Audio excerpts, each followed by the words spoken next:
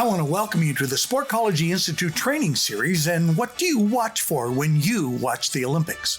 Today in this series on watching the Olympic Games, I want us to focus on what we watch and how it affects us and our performance in life. The doctor donated his time to work with the national teams at the 10th Olympic Winter Games in Grenoble, France. When he wasn't taking care of athletes, his 8mm camera was filming the best in the world. He had been busy, but recorded the Nancy Greene winning gold in the giant slalom run and the silver in the slalom. Upon arriving home, the first thing he did was get the film developed and anticipated an evening sharing his Olympic experience with his family. They planned the evening with popcorn and pop and began watching the Olympics on his home movies. Suddenly, they noticed that one of their daughters had disappeared and was no longer in the room.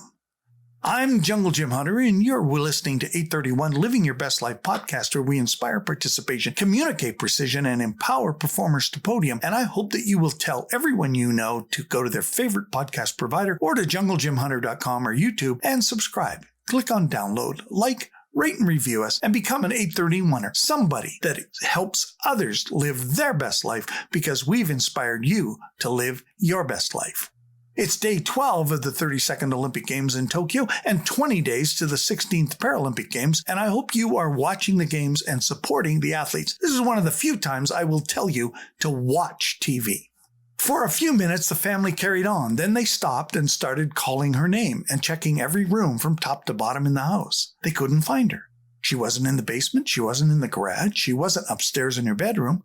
And so they checked outside in the front of the house and then to the neighbors, and they still couldn't find her. The doctor thought maybe he should check the backyard and possibly the woods behind their house. When you watch anything that enters through your eye and ear sense gates, it has an effect on you.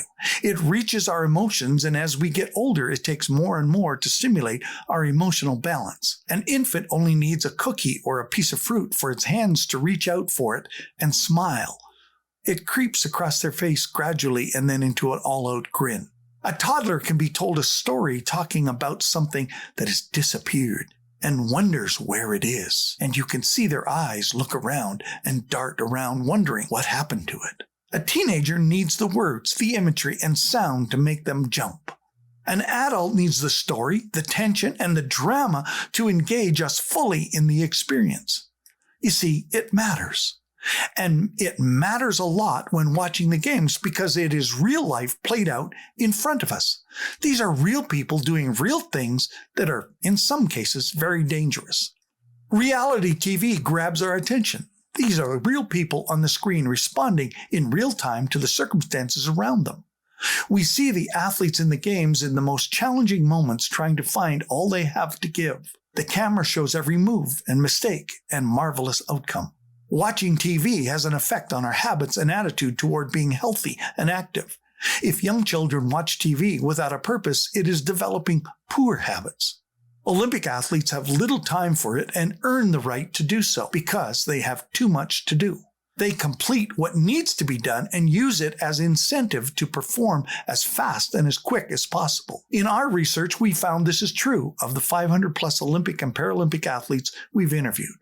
To be the best of the best, there is so much to learn and overcome that you have little time for watching on mindless television. Many could become the best if they only watched the best in the world at what they desire to become. And this is one time every 2 years when I strongly suggest that you watch as much as you can about the Olympic and the Olympic athletes and the real-life stories that are made available.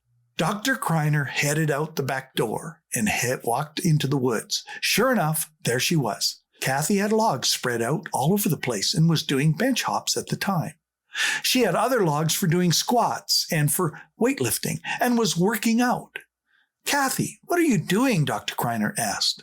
Kathy said, "If I'm going to be like Nancy Greene and go to the Olympics, I must start training now."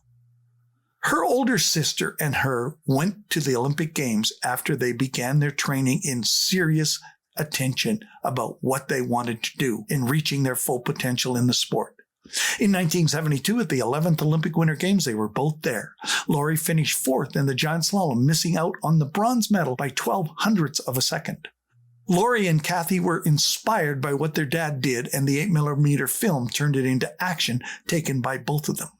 They trained for 4 more years, and Lori and Kathy returned to the 12th Olympic Winter Games in Innsbruck.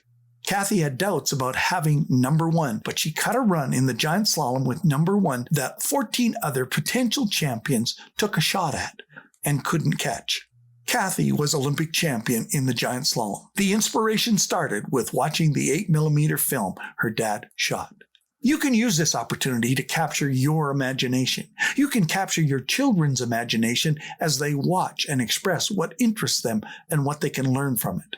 However, if they're going to improve because the body will try and reproduce what it sees by spending time on a daily basis watching the best of the best, you will see more rapid improvement. Your neuromuscular system tries to reproduce what it watches, what it sees. Anyone that watches a little toddler standing in front of a TV has seen them mimic the movements on the screens.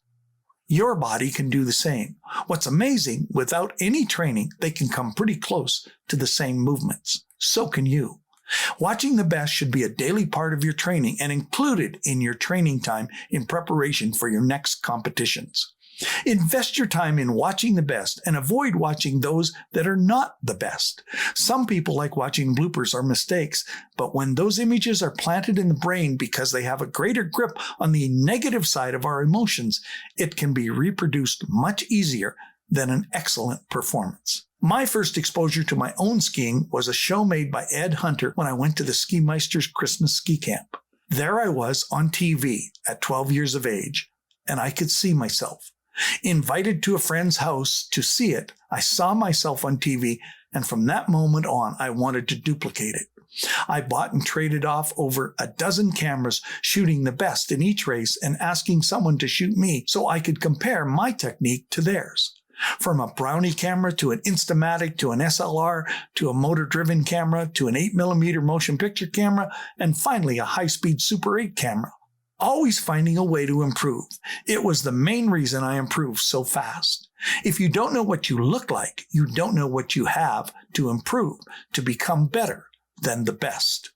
Watching the best and being able to reproduce it brings us closer to being able to improve upon a previous performance. Taking the time to break it down and improving upon it allows it to flow naturally through you, and when you least expect it, you will be able to do something you didn't know you were capable of doing.